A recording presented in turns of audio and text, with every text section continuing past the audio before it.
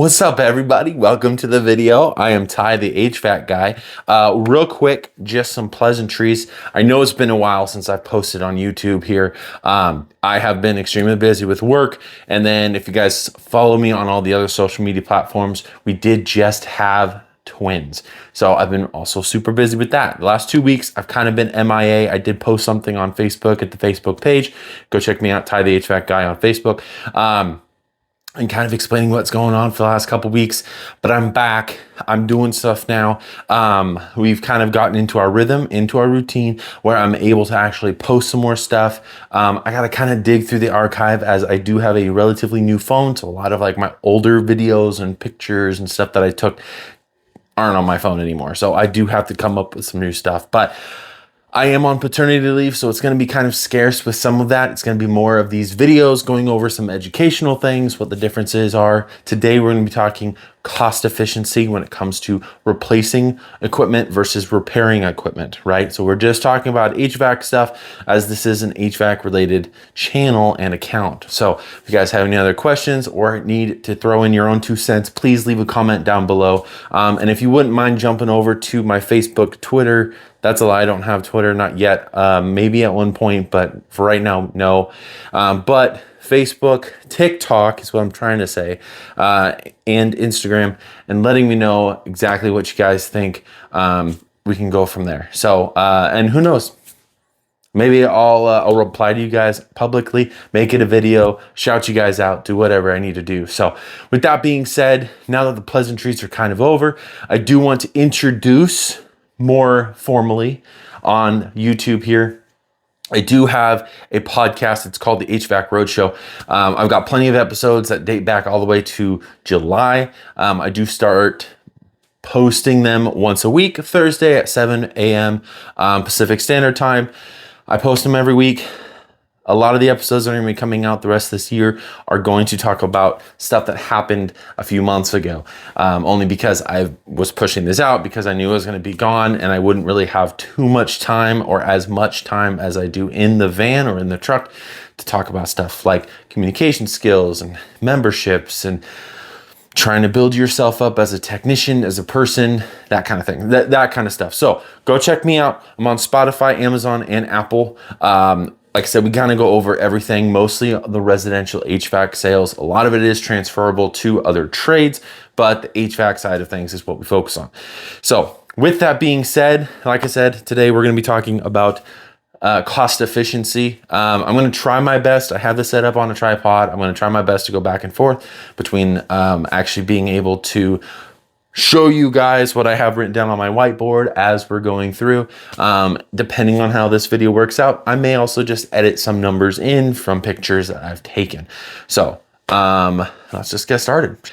All right, so today's lesson, like I said, is going to be cost efficiency, right? I'm going to try to do everything I can to make sure that you guys can see what's on this whiteboard versus just seeing my ugly mug, because this is more important than actually seeing me. As long as you guys can hear me, we're all good to go. So with that being said, cost efficiency. So again, this is in regards to replacing your equipment versus repairing your equipment. If you've got a 15-year-old furnace and we're looking at possibly spending about $2,000 in repairs, this isn't upgrades, this isn't future stuff, this is preventative repairs. So if you've got a blower motor that is starting to amp out, or it's undercharged via the capacitor or whatever, right? Or it's super dirty, or your evaporator coil's got a leak in it and you're looking to have to replace that, and that's another couple $1,000s depending on where you're at in the country. Up here in the Pacific Northwest, our typical lifespans are 15 to 20 years. So if you're starting to hit that between 15 and 20, if not older, you gotta start coming into consideration with your cost efficiency. Does it make sense is the grand question. Does it make sense to put and invest X amount of dollars into a piece of equipment this old, right? So that's what we're going to be going over with the whiteboard here. So the way I have it written down, step off to the side so you guys can see. But the way that I have it written down is I have it starting with 15 years and I'm going one additional year past. Based on calculations, we're looking at anywhere between 30 to 50% of a cost for a new unit is your quote unquote budget for how much you can look at repairing the piece of equipment, right? So on average, again, average depends on bells and whistles, depends on tonnage, especially for like ACs and stuff, depends on blower drive, depends on efficiency ratings, depends on the company you go with, depends on the brand of the equipment, the region, the country, that kind of thing. There's a bunch of variables, but on average, it is about $10,000 per piece of equipment. Again, a lot of different variables. If you get the base model AC, let's say 13, 14 SEER AC, and you're looking at an 80% single stage, super basic, small 14-inch wide gas furnace, maybe 11, 12, 13, $14,000 at most for both. Again, depends. A lot of time you can get one of those furnaces for like $5,000, but again, depends on the company, right? There's margins that each company has to hit. If they come out of the gate with discounts, do not go with them because they are desperate at that point. You want quality over quantity, right? We want value, best value for the install, for the company, warranties, guarantees, issues. Are they easy to reach? Do they just ghost you? Do they come out of the gate praising you? That kind of thing. You have some concerns there, right? That's a whole nother video. Again, we're going to be going over this stuff. So if we can do some quick math, we've got 30 to 50%. We're starting off at the 15-year mark. So 30 to 50% of 10,000. What is it, class? You're correct. $3,000 to $5,000. $3K to $5K, right? So that's $3,000 to $5K in repairs. Again, preventative stuff, cleaning blower motors, evaporator coils, replacing coils, replacing motors, replacing components in general, whether it's to prevent things from happening or in service repairs. Hey, my furnace stopped working. Hey, my AC stopped working, that kind of stuff. That's the budgetary stuff, right? It continues to go down from there. So this is 30 to 50%, and it goes down roughly 5% every year. All right, so I took the time to add a little bit more to it. So here for 16 years, we got 2,500 to 4,500 bucks. We got 2K to 4K. Then down here, we've got 1,500 to 3,500, 1K to 3K, and then 500 to 2,500 bucks here. And this is for everything over 20 years. Right, so we're gonna do a little bit of math here. All right, so we've got two repair options. I've kind of adjusted some stuff, right? So we got two repair options. We've got all of the numbers up here that we're gonna go based off of. And at this point, I'll probably end up taking some pictures and posting them in the video so it's a little easier for you guys to read. But we've got repair option 1 here, repair option 2 here. So repair option 1, let's say we went out there and there was a furnace that wasn't heating. Right now it's October, so it's starting to get a little chillier outside, so it's not heating properly, right? Let's say it's not venting, pressure switch is bad, it's not igniting, something is wrong, right? So your grand total here, let's give it a 16-year-old furnace, and let's say it's the inducer motor or the vent motor, right? So we're gonna call it vent motor. And let's say grand total is going to be $1,700. Now that's everything. That's the diagnostic. That's your motor itself. That's maybe some additional labor hours. That's materials. That's everything all wrapped in one, right? Let's say that they signed up for a membership and stuff too. So that's just overall your grand total, $1,700.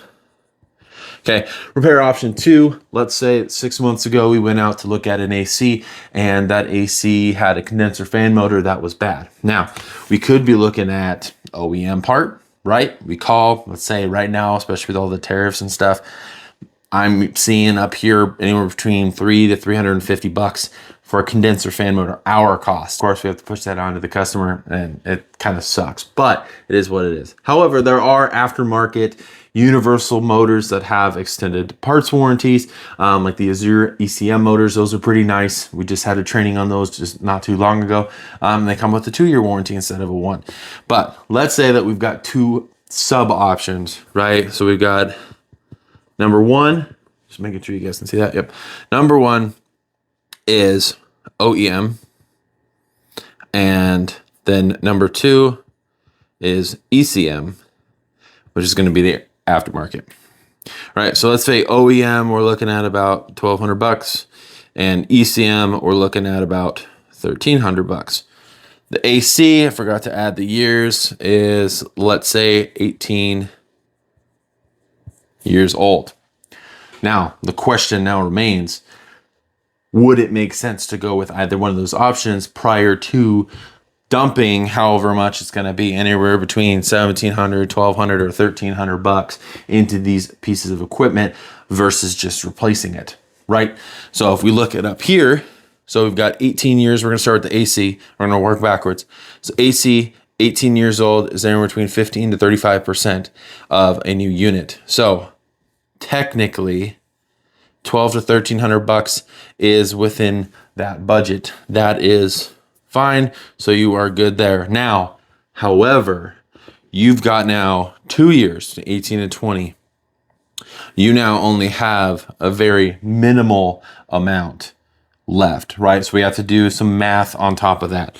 So if you got $1,500 to $3,500, let's say they go with the $1,300, right? So you take your top option, which is your $2,500 minus your 13, right? So that's $1,200 left to spend in preventative repairs for the next 2 years. That's $600. Now with an 18-year-old AC, a lot of us technicians know there's no way you're walking away with spending less than $1,000 on any service call, let alone preventative maintenance repairs, right? The older they are, the parts are harder to find, more expensive that they are, so on and so forth. If this condenser fan motor fails again, we're looking at another over $1,000. That's not good. So again, are you within budget in this case? Yes, but would it make sense to try to move forward with it? I don't know. At that point, you bring it to the attention of the homeowner and say, hey, this is what we're looking at. You've got about $1,200 before it becomes 100% null and void to spend and invest this money into repairing your piece of equipment. And at that point, that decision is up to them. We're going to go back to repair option 1, right? So we have got a 16-year furnace. We're looking over here at $2,500 to $4,500 for the furnace. Does it make sense to put in $1,700? Absolutely, it does. It makes sense. However, we also have to think, how often are they having to replace these parts? We have to think about that too, right? So the 3 big things that we look at when we're looking at whether it makes sense to move forward with any preventative repairs or to replace it outside of cost efficiency is safety. Is it safe to use? And then also part availability. That's kind of self-explanatory as well. Can we get the parts? If not, that could be an issue as well. So again, $1,700. We do some quick math. We go from the from the largest first. So that's $4,500 minus $1,700, which I want to say is about 33. So $3,300, and then $2,500 minus that is 8. No, that's way wrong. It's $2,000 off. So $1,300. There we go. All right. So $1,300 to $3,300 left in, what was that, 4 years? Now, depending on the type of equipment you've got, that might make sense. That might be fine. That $3,300 is up there. It does make sense. But we have to think, in the long term, does it make sense? So cost efficiency is one of those things that we have to keep in mind. Does it make sense to invest any sort of money into a potentially dead end piece of equipment? If it doesn't, then don't do it. Replace instead. I know replacement is a big bone of contention with a lot of people, considering there are quite a few companies out there that's all they make their money off of is replacements. That's all they talk about. Companies that come out and give you your options when it comes to repairs, preventative stuff, replacements, everything, long-term fixes, short-term fixes, and anything in between. Those are the companies that have the integrity, that have the long-term, hey, we're here for you rather than you being here for us. It's not just a paycheck for us.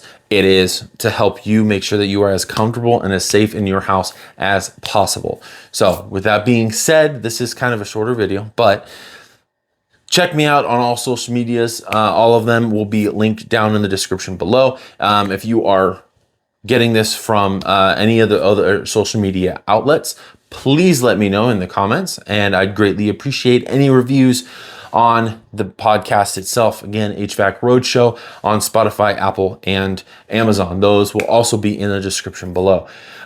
Please share this video to other technicians, to other people, to homeowners, trying to make sense of whether it makes sense to, if it's understandable, to replace versus repair. So that being said, thank you very much for watching. Please leave a like and subscribe. Go follow me on all my other social media outfits, and I'll talk to you guys in the next video.